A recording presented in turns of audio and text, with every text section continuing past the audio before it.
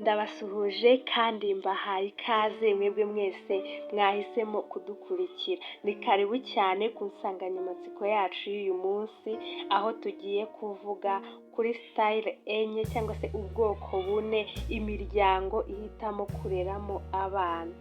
Ubu bwoko nawe uze kureba aho wisanga uburyo ureramo abana, niba uri kurera abana bashoboye cyangwa se niba uri kurera abana bazavamo abanyantege nke.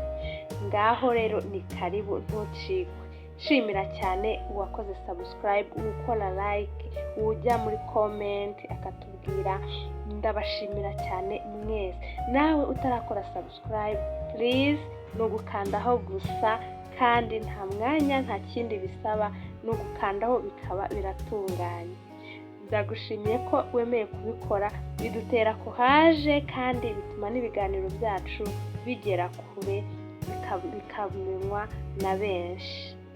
Twihuse rero, ubwoko bwa mbere amafamiye cyangwa se imiryango ihitamo kurera, ubwo bwoko bwa mbere ni gishuti, kurera gishuti.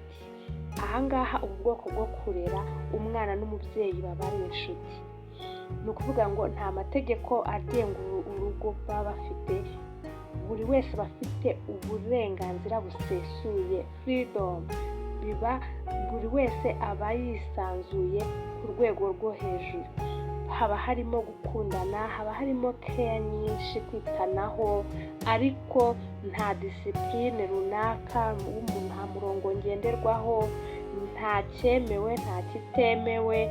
Kwa kundi inshuti zibana niko abo bana n'ababyeyi baba bameranye. Ubu bwoko rero bwo kurera gutya ni ubwoko bugira ingaruka ku bana, kuko umwana warezwe gutya iyo ageze muri sosiyete, akagera muri sosiyete isaba ko hari amategeko n'amabwiriza asabwa kugenderwaho, tuvuge agiye nko ku ishuri, agiye nko mu kazi runaka gasaba discipline, biramugora cyane kuko aba yaramenyereye kubaho yisanzuye, ntawe umubwira ngo nyura hano kora gutya, nta kintu na kimwe kimuha amabwiriza. Ni ukuvuga ngo rero iyo ageze muri sosiyete cyangwa se mu buzima bumusaba gukurikiza amabwiriza biramugora. Uyu mwana agorwa no kwiga no gukurikiza amategeko y'ishuri, ndetse n'ibyo yiga biramugora kubyumva no kubifata. Uyu mwana ababazwa n'ubusa, amarangamutima ye ntabwo akomeye ngo abe yabasha kujera ikintu runaka kimubayeho. Uyu mwana ahura n'ikibazo gikomeye kandi kibi cyabyo arabikurana, ugasanga ni wa muntu mukuru udashobora kwihanganira ikintu, ni wa muntu wiyumva, bimwe bita ngo umuntu ariyumva. Uyu mwana warere muri iyi famiye yumva ari hejuru y'abantu bose, ntawe yubaha, arikomeza, ashaka kugaragaza ko ari we urenze abantu bose. Kandi ibi bintu abantu benshi murabizi ukuntu babyanga, kubona umuntu wiremereje. Hanyuma kandi agira ibibazo byo kutagendera ku murongo w'abandi, agashaka gukora ibyo yumva, ibyo yishakiye. Ni ukuvuga ngo ntabwo ubu bwoko bwo kurera mu by'ukuri ntabwo ari ubwoko bwiza. Ntabwo uwo muntu ukuze gutyo wamuha responsibility cyangwa se inshingano ngo azigenderemo, azubahe. Ni ukuvuga ngo uyu mwana wakuze gutya ni umwana uba ufite imbogamizi nyinshi zo kuba muri sosiyete. Ntabwo rero umubyeyi n'umwana ari inshuti, nubwo hari abajya bashaka kubivugaho gutyo, mu inshuti n'umwana, mu inshuti n'umubyeyi. Nibyo b'inshuti, mwumvikane, mukomunike, muvugane, mwisanzurane, ariko icyo kintu cyo kuba inshuti ntabwo ari cyo mu by'ukuri. Umubyeyi ni umubyeyi, umwana nawe ni umwana. Ikintu kiri hagati yabo kibahuje ni iyo sano ihari y'uko umwe ari umubyeyi undi akaba umwana. Ntabwo ari inshuti, ntabwo ari ubushuti buri hagati yanyu bubahuje, ahubwo umwana akwiye kubaho yumva ko umubyeyi ari umubyeyi we, ko yamushyigikira akamufasha mu bintu bitandukanye kugira ngo azakure avemo umuntu nyamuntu, ariko ntabwo bari ku rwego rwo kuba baba inshuti. Niba rero wajyaga urera muri iyi sitire ntabwo ari nziza, ntabwo impuguke mu mikurire y'abana ntabwo ariyo iduhitiramo ko ari wo murongo twaha abana bacu.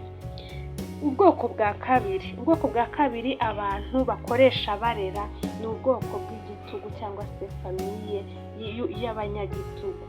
Ababyeyi baba ari abanyagitugu, ni abadictateurs, niba ariko twabita, ni abantu bashaka ngo amategeko yabo yubahirizwe kugeza ku kantu ako ariko kose, kandi nutayubahiriza uhabwa ibihano bikakaye bikomeye. Ahangaha mu bwoko bwo kurera hari ababyeyi bazi ko ari bwiza, ariko nabwo ntabwo ari bwiza na gato, kuko amategeko akakaye, kumva ko umwana ugomba ibintu byose agomba kubikora ku rwego rwo hejuru, ukuvuga ngo ukamugiraho expectation iri hejuru cyane, noneho ugasanga niba hari aho acitse intege cyangwa atari gukora ibintu nk'uko wowe ubitekereza, kikaba ikibazo. Ahangaha aba bana barerewe muri iyi miryango bakunda kugira ibibazo byo kutigirira icyizere, kuko urumva niba abana n'umubyeyi yinjira bagakangarana bakirukanka bakajya kwihisha, ibi ngibi bigabanya umwana akura ari umwana utifitiye icyizere. Uyu mwana akura yumva adakunzwe, atitaweho, akura yumva adashobora kujya mu ruhame ngo avuge kimwe ku mutima, ntabwo ashobora kwiyexprima imbere y'abantu cyangwa se kuvuga icyo atekereza. Uyu mwana ashaka guhura n'ibibazo by'agahinda gakabije, depression, ashaka kugira ibibazo by'imitekerereze muri rusange. Ubu bwoko bwo kurera ni ubwoko bubi bwangiza umwana. Ni byiza ko utaba inshuti n'umwana ngo mube muri inshuti nyanshuti, niba ariko twabivuga, si byiza, ariko nanone ntabwo ari byiza kuba umunyagitugu ku bana ku buryo ubahahamura. Gerageza niba ufite sitire yo kurera uyihindure, turagenda turebe inziza twahitamo kurusha izindi.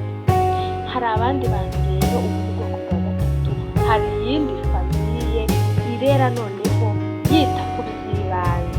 Umwana yabona ibyo kurya, umwana yambaye, yagiye ku ishuri, bikagarukira aho ngaho. Ahangaha uzasanga ari ba babyeyi noneho bita ku zindi nshingano zo hanze y'urugo. Tuvuge niba ari nk'akazi, ugasanga kabamo amasaha yose ku buryo abana badashaka kumubona. Icy'ingenzi we ni uko yashatse ibyo kurya, yashatse ibyo kwambara, yashatse ibikenewe mu rugo, ariko nta kuyobora abana, nta disipurine abahaye, nta murongo ngenderwaho abana bafite, nta keya, nta kubitaho, nta rukundo rwa kibyeyi babona, ntabwo ahari, ntabitayeho.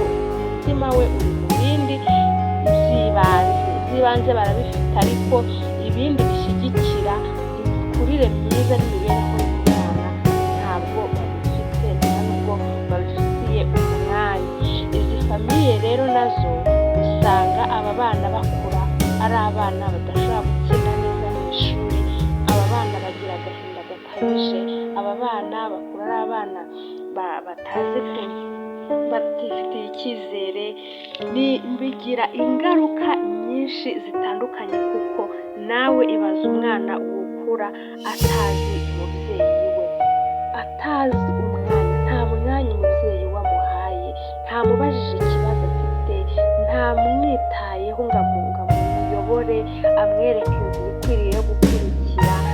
Nta kintu na kimwe kindi bahuriyeho usibye gukora iby'ibanze mu rugo, hanyuma akagenda. Rimwe na rimwe ugasanga bene iyo miryango ababyeyi bashobora no kumara igihe abana batabahuye, ugasanga wenda aragenda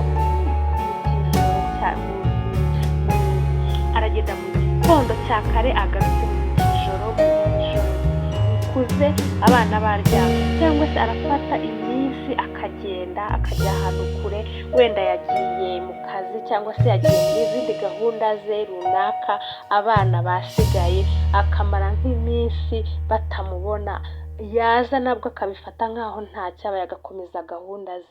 Imiryango irera gutyo nayo ntabwo ari imiryango myiza. Ahangaha niba wajyaga nawe ubikora uhindureho gato, iby'ibanze ni byiza kubitanga, ariko abana bakeneye umubyeyi kubaba hafi, bakeneye ko abumva, bakeneye ko abitaho, bakeneye ko abaha amabwiriza, umurongo ngenderwaho, bakeneye ko abigisha imimerere, ukuntu umuntu yitwara, bakeneye ibintu byinshi ku mubyeyi. Ni byiza rero ko nabyo ubitekerezaho. Hanyuma uburyo bwa kane, sitire ya kane yo kurera noneho ni sitire twahitamo nziza iboneye. Iyi ngiyi umubyeyi aba arahari mu bikenewe by'ibanze, ariko aranahari no mu bindi byose bisigaye. Ahangaha umubyeyi yita ku bana, abagenera umwanya, abaha amategeko n'amabwiriza yo kugenderaho, arabakosora iyo bagize icyo bakosheje, aha umwana buri mwana, aha umwanya buri mwana, akamwitaho uko bikwiriye, agira icyizere mu bana, abagirira icyizere, ntabwo abapfobya cyangwa se ngo ababwire amagambo abasubiza hasi, abitaho mu buryo bwose bushoboka, mu byo akora byose abashyira imbere. Uyu mubyeyi rero ni umubyeyi mwiza cyane. Ni ukuvuga ngo wa wundi twahereyeho ugira abana inshuti, ntabahe n'amabwiriza, abana bakagira freedom irengeje cyangwa se ubwisanzure burengeje, na wa wundi wa kabiri w'umunyagitugu, na wa wundi wa gatatu uprovidinga cyangwa se utanga iby'ibanze mu rugo ariko ntahabe, abana ntibamubone. Urumva ko uyu mubyeyi wa kane, iyi sitayile ya kane ni sitire nziza cyane, ituma abana babona umubyeyi, ituma abana babona ibyo bakeneye byose ku babyeyi, ituma umwana akura afite amategeko n'amabwiriza yo kugenderaho, ituma umwana akura afite ibyangombwa byose bikenewe. Hano kuri ubu bwoko bwo kurera urabona ko ibintu byose biri mu rugero rwabyo. Ni ukuvuga ngo ntabwo bafite freedom irengeje cyangwa se ubwisanzure burengeje, kuko hano baba bafite imirongo ngenderwaho, amategeko n'amabwiriza byo gukurikiza. Kandi nanone ntabwo bafite cya gitugu, kuko hano hazamo communication iba iri full, cyangwa se kuvugana hagati yabo, uburyo basabana, uburyo babwirana ibibari ku mutima buba buhari. Ni byiza cyane rero, ni byiza cyane kubikurikiranya neza, ugahitamo ubu buryo budusorejeho ni uburyo bwiza cyane, nanjye nibwo nabashimira, kuko butuma n'umwana atsinda neza mu ishuri, butuma umwana yabasha kujya mu ruhame akaba yavuga nta gutinya, nta gihunga, ntabwo yagira agahinda gakabije cyangwa se za depression, kuko aba yarigishijwe kuringaniza amarangamutima ye. Ubu buryo ndabubakundishije kandi ndabubashimiye, ni bwiza, muzabukore kandi muzabona ko buzagira umusaruro. Ndabashimiye mwese, mwebwe mwakurikiye ikiganiro aho muri hirya no hino, naho ubutaha.